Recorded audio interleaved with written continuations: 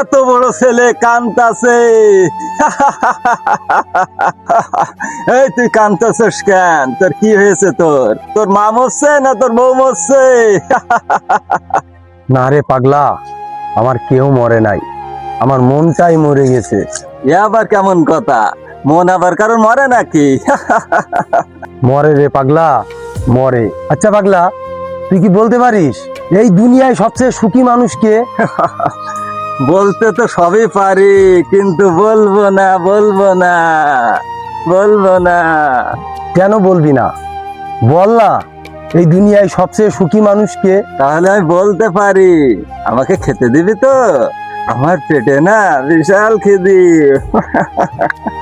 বিশাল খিদি। আচ্ছা পাগল, বল এই দুনিয়ায় সবচেয়ে সুখী মানুষ কে? তোকে আজকে আমি সারাদিন তুই যা খাবি আমি তোকে তাই খাওয়াবো, তবুও তুই বল যে এই দুনিয়ায় সবচেয়ে সুখী মানুষ কে? এই দুনিয়ায় সবচেয়ে সুখী মানুষ হচ্ছে আমি।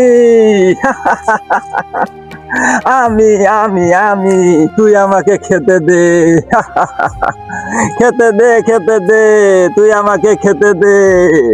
আমি হচ্ছে সুখী মানুষ। ঠিকই বলেছিস রে পাগলা, এই দুনিয়ায় সবচেয়ে এই পাগলরাই সুখী রে। একটা মানুষ যখন এই দুনিয়ায় পুরুষ কুলে জন্মগ্রহণ করে, এই পুরুষ মানুষ রে কেউ বোঝে না রে। তুই পাগল হলেও তোকে আমার সম্মান করা উচিত, কারণ তুই ঠিক কথাটাই বলেছিস। এই পুরুষ মানুষ রে না কেউ বোঝে না। একটা পুরুষ মানুষ এত পরিশ্রম করে, এত কষ্ট করে সংসার চালায়, তারপরেও সংসারের মানুষ তাকে বোঝে না। অফিসে যে এত পরিশ্রম করে, অফিসের বসও তাকে বোঝে না। ভালোবাসা নেওয়ার জন্য বন্ধুদের কাছে যায়, তবুও বন্ধুরাও বোঝে না।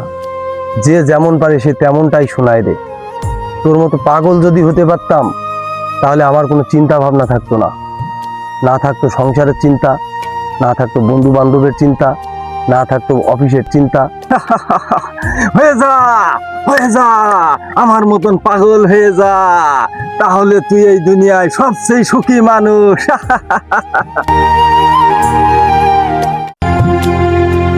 ঠিকই বলেছিস রে পাগল, এই দুনিয়ায় তোরাই সুখী মানুষ।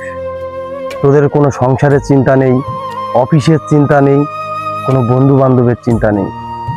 এই দুনিয়ায় তোরাই সুখী রে।